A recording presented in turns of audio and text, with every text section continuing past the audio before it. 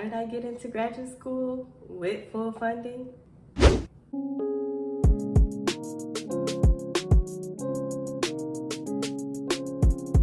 Thank you for coming back to Developing as Dr. K. Today, we're going to be talking about how I got into graduate school with full funding. So you can't just up and pop up one day and be like, oh, I'm going to go pursue this PhD over here because that's what I feel like doing today. It's not a good idea. It's a bad plan. Cancel that. We're not doing that. Let's back it up. So a better thing to do is to plan at least for a year. I was preparing for quite a while because this is something I already knew that I wanted to do. And I didn't know anything about graduate school. I was a first generation college student, a first generation graduate student. So I really had to figure a lot of things out. Go ahead and comment down below, first gen if you're a first generation college student, first generation grad student. Hit me up in the comments down below. A lot of you guys already know my journey, but if you're new,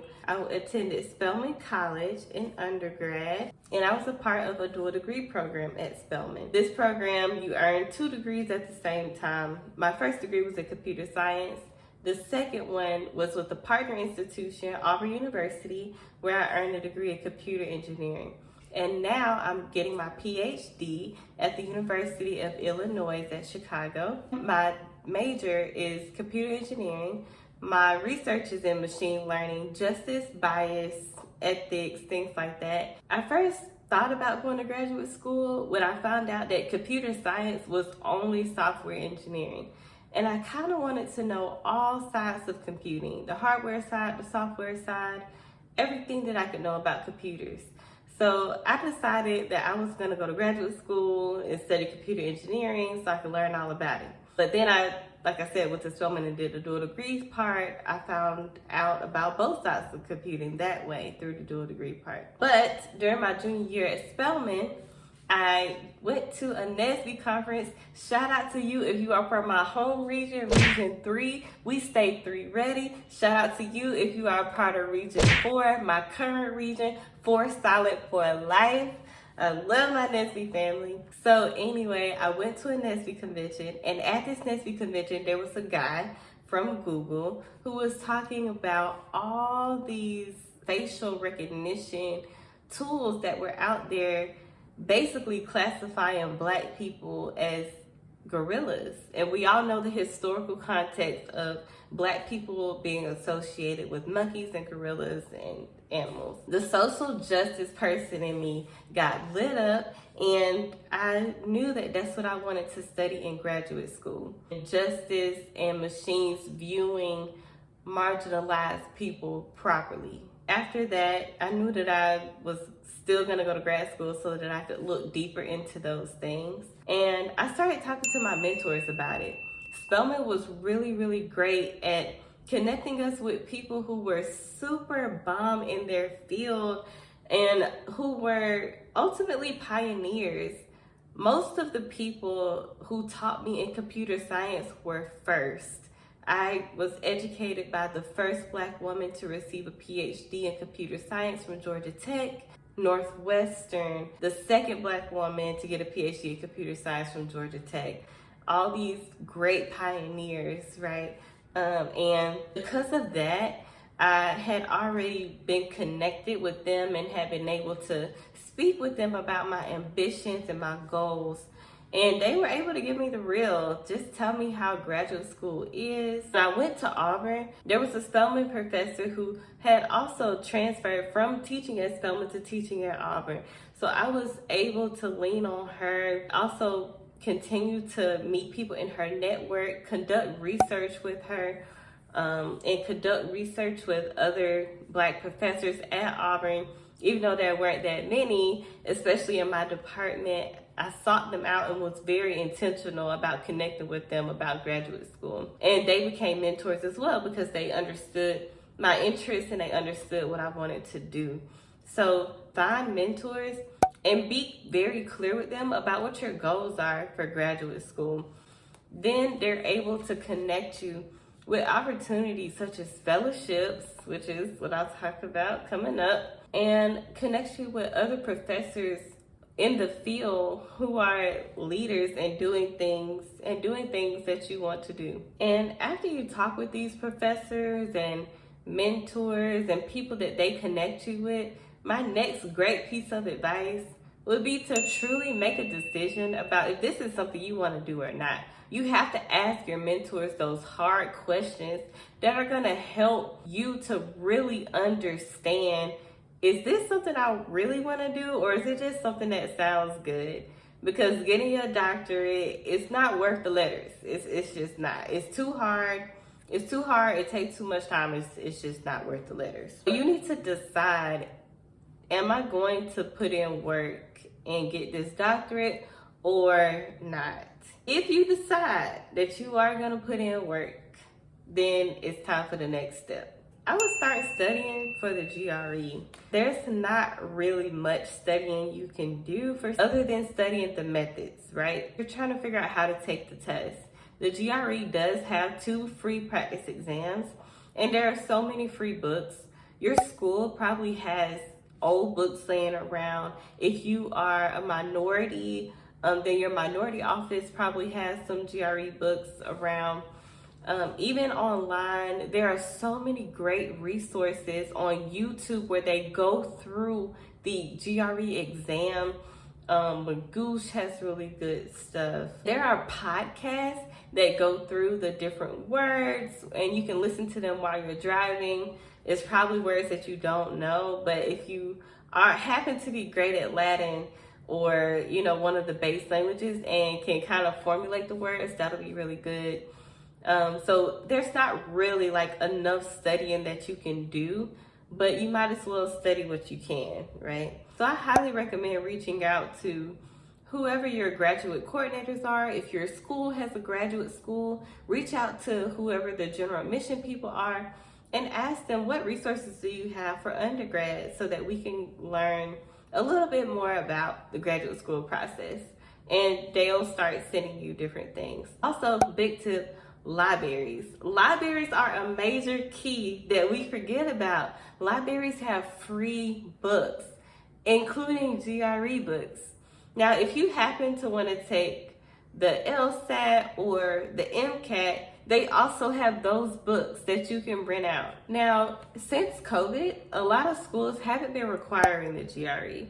So double check and make sure to see if your school requires it or not, the schools that you're going to be applying to. But it's no harm in taking it. If it's not required, you don't have to submit the scores. So while you're preparing for your GRE, I definitely recommend that you start looking at conference papers and journal papers to try and understand your field area.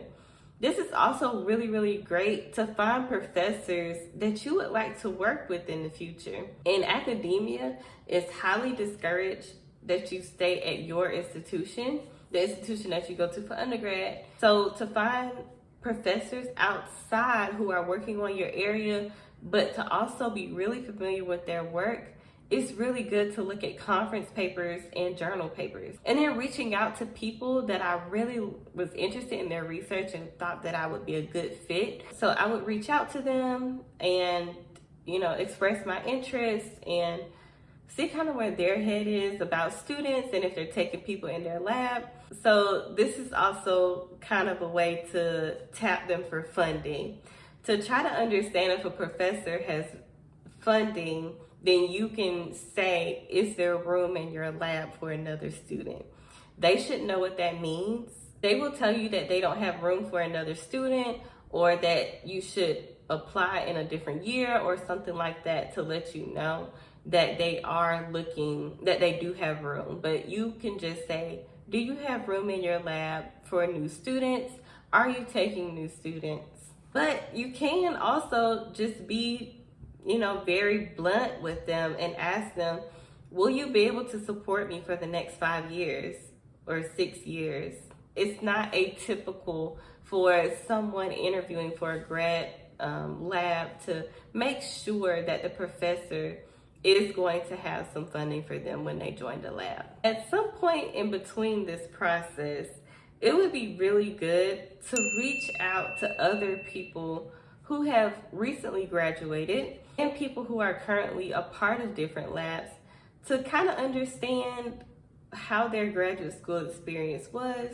Continue to watch videos from Developing as Dr. K on grad school experiences and things like that, just so you can kind of really get a feel for it. While you're talking to mentors and recent graduates and professors, it's good to ask them, do you know about any external funding? What internal funding is offered through the school? What kind of external resources are you aware of that I should be looking to fund my education?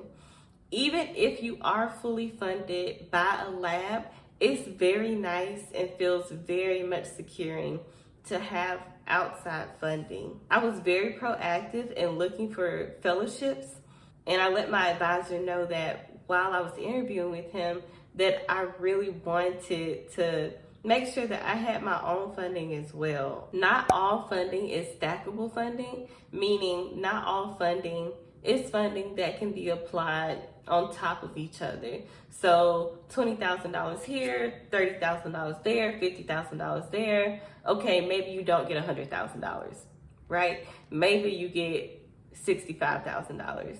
But it's nice to still have the fellowships because they carry prestige with them. And that's important when you're looking for jobs and internships and things like that. So right now, I have fellowships from the NSF Bridge to Doctorate program. The Bill Gates Scholarship has a fellowship attached with it for graduate students. And I'm also a GEM fellow. I have applied to other fellowships like the NSF GRFP and didn't receive them, but I had full funding from my advisor as well as having funding from those fellowships. Even though, you're gonna read through these journal papers, these conference papers, another way to find professors to work with is to attend conferences. Those same conference papers that you're reading, you should look forward to going to the conferences. They're ideally gonna be paid for, right? Either by your school or you can apply for travel grants and things like that. If you do find that you have the time and availability to go to a conference, you definitely should. And find the people who are giving the talks, find the people who have papers published under the conference, and go speak to them in person. Tell them about your interests. They can either connect you with someone or they themselves can pull you into their lab if they have room and space. It's also a good way to get ideas about where you want your research to go. Maybe your idea isn't as formalized, but going to these conferences will help you really drill down and about holes that you see in research so that you kind of know where can I contribute to and where can I fit into. And then when you're having these discussions with these professors, then you can have something a little bit more informed to say than, oh, your work is really cool, I think it's dope. That's not good enough. They want you to really talk about your interests and ideas, share with them, right? As a PhD, you're a thinker, right? You're an expert in the area, but you're also a thinker. You're trying to think things through, formulate new questions, and solve new things. And you want to work with a professor who's going to bring that out of you and who you can do that with as well. So after you have found great mentors, gave them a call, talked to them, understood that you wanted to go to grad school, made a decision about it, and you're studying for the GRE, you take the GRE, while you're studying, you're still applying to schools and meeting with advisors and things like that. I waited to apply to the schools until after I spoke with the individual people who could be my potential advisors. I didn't want to apply to a school where I potentially wasn't going to have any funding, or where I wouldn't like the lab, or I wouldn't like the advisor or the work or the direction of the work. People are planning to retire. You don't want to apply to a school, to a specific professor, find out that they're going to be on sabbatical or retire because you didn't talk to them before you applied. You need to get a full understanding of this professor and their plans before you actually go and get into graduate school. You can still apply to places that you're really interested in and hope that you'll find an advisor, but if your goal is to be fully funded, then just focus on the advisors that are gonna have your funding available for you. Next, it's time to receive those acceptances and congratulations and those financial aid packages. If you get a financial aid package that you don't really think is great, you can always go back to the advisor or to the school and let them know that you think you need a little more funding. Also, if you get an offer from school X and you really want to attend school Y, you get an acceptance but the financial aid package isn't as good, if they are in the same kind of caliber of school, you can always say, another school offered me this kind of financial aid package. I really want to attend University Y. Would you be willing to give me a little more funding, something similar to this? There's no harm in asking. And I think too, you have to be willing to walk away from an opportunity if you feel that it's gonna put you in a worse financial position later on. So after you get those acceptances, your financial aid package looks right. Congratulations, you made it. That's it. This is the end of it. You're done. Wrap it up, put a bow on it. Let's go. We're finna go to graduate school. So thank you guys so much for watching. If you guys have any questions about graduate school and the process, then go ahead and let me know down below. Drop some comments. Go ahead and like this video. Don't forget, like this video. Remember I said like this video? Like this video, comment down below, and don't forget to subscribe. Go ahead and click that subscribe button. Thank you for listening. I'll see y'all later.